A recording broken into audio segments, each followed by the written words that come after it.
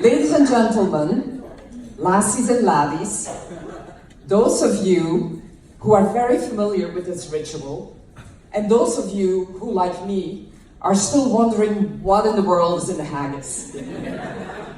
It is my honor, as the assigned lassie for this evening, to take up the challenge of replying to my dear husband's toast. And what a great toast it was, knowing Stuart, who entertains me from morning till evening. It was very witty.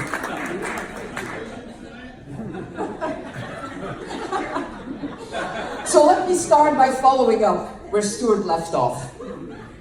Predictably, he only presented half of the email from my captain about the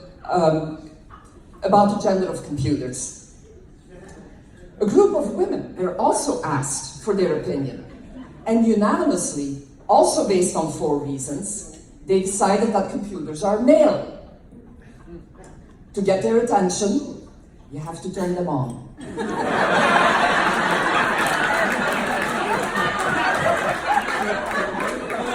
They have a lot of data, but they can't think for themselves.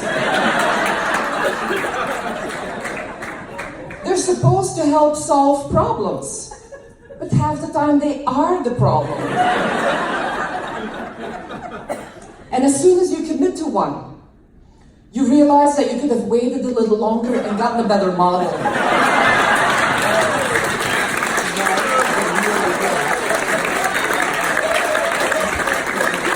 Now, I'll admit, I'm not perfect either. But sometimes the problem clearly lies with him. For example, our fight the other evening was totally his fault. After a nice dinner, we sat down in the family room, and I asked him, "What's on the TV tonight?" And he said, "Dust."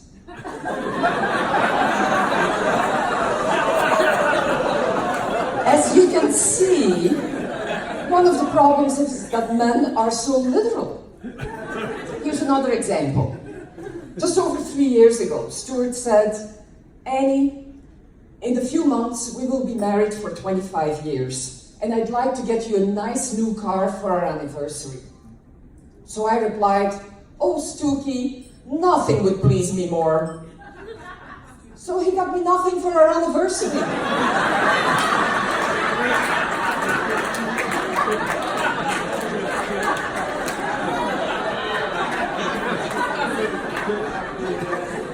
We have all learned about Maslow's hierarchy of needs.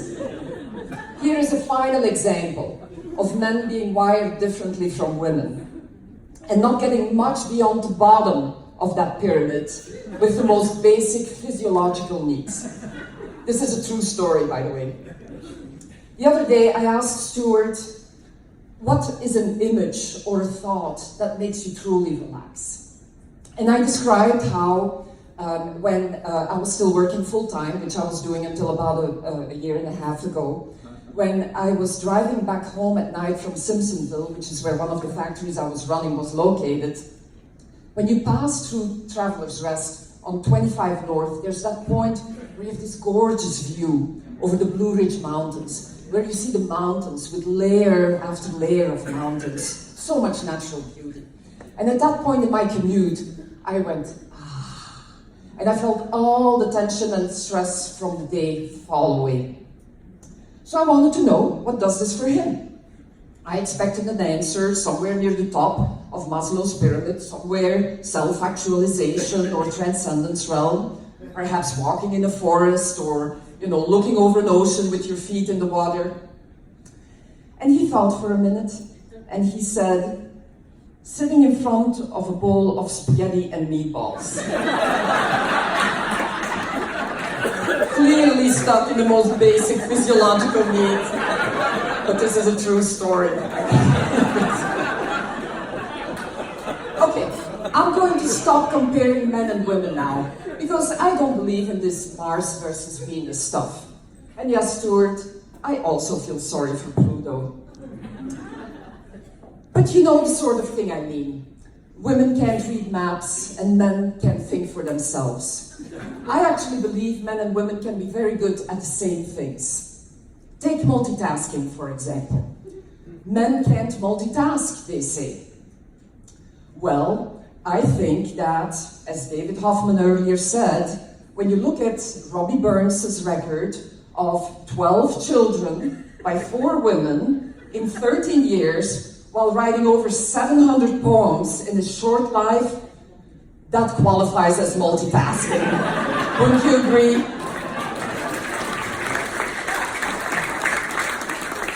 Despite all our differences with men, I am truly the luckiest lassie in the world.